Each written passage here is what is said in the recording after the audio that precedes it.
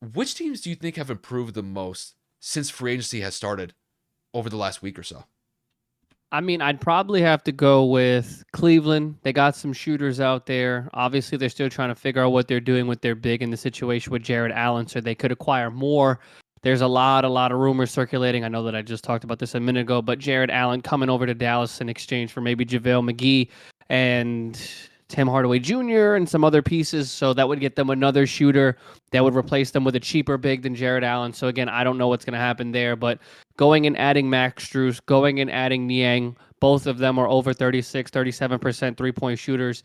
And, they go and they bring that added depth for that offense to which struggled when Darius Garland and Donovan Mitchell were not putting out what they needed to. Uh, Maybe the Brooklyn Nets, they go and they get some guard depth with Dennis Smith and, of course, Lonnie Walker. And then my boy Cam Johnson gets paid, somebody that can go out there is a good perimeter defender and also a good volume shooter, someone who shoots efficiently from the 3-point line as well. So Eastern Conference wise, there, the Lakers are probably for in the West for me. I would have to say just because the Lakers fully reloaded, they got younger.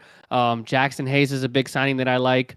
Obviously, you go out there and when you go and acquire pieces like Gabe Vincent and others, that's going to go and add some depth because Gabe Vincent is a two-way player. You bring back D'Angelo Russell, you bring back Vanderbilt, who's a great on-ball defender. The Lakers did what they needed to do to retain their competitive nature. They just went to the Western Conference Finals last year, and they struggled. Obviously, when you go up against the Denver Nuggets, you're going to need to combat them with something different, a different look, and they did just that. I'm trying to think another Western Conference team. I don't want to sound biased, but it's like Dallas right now with if Matisse Thybulle does stay, like if Portland does not match, we got two solid wing defenders in Thybulle and Grant Williams who are good on-ball defenders and can shoot from above 35 to 38% from the three-point line. I think Matisse shot 37% in Portland in his 20-some-odd games after he was traded to Portland from Philly. Grant Williams, I just told Kyle, he's a almost 40% three-point shooter over the last 2 seasons. So that's someone that can defend on ball and hit you some timely shots. Then you go and you draft Derek Lively out of Duke.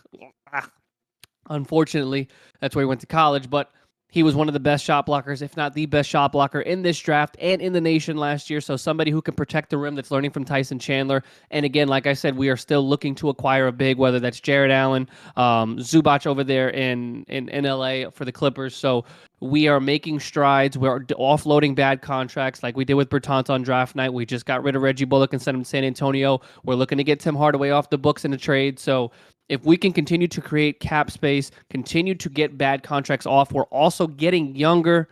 This may be the best lineup that Luka has played with thus far, while at the same time now having a full season to play with Kyrie Irving.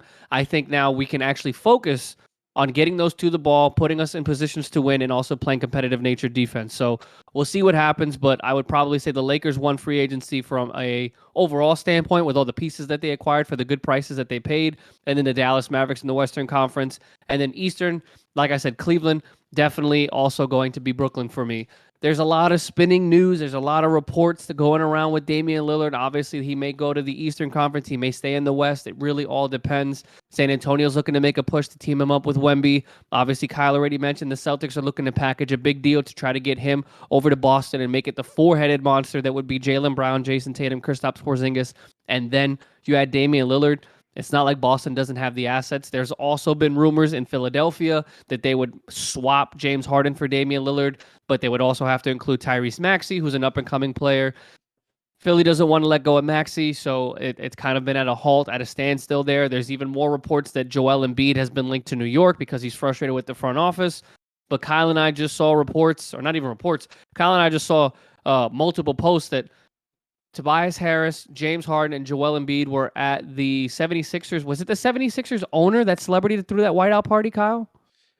That was Michael Rubin who threw that Michael one. Rubin. I didn't know who that was, but somebody threw a big ass party somewhere in the country or in the world. I don't know where it was. The point I of the think it matter was in is the Bahamas. I think it was every in the Bahamas. celebrity who's anybody was at that damn party. But James Harden and Tobias posted pictures of the three of them together, looking like they had gotten over it, looking like they had come to a conclusion that they may run it back. James Harden still hasn't restructured a new deal. He still hasn't officially opted in.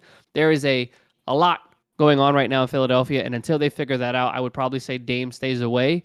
But this free agency hasn't disappointed, man. There's a lot of names moving around, a lot of pieces and people being traded, draft capital being moved around. So I would definitely say it's been entertaining the last few weeks.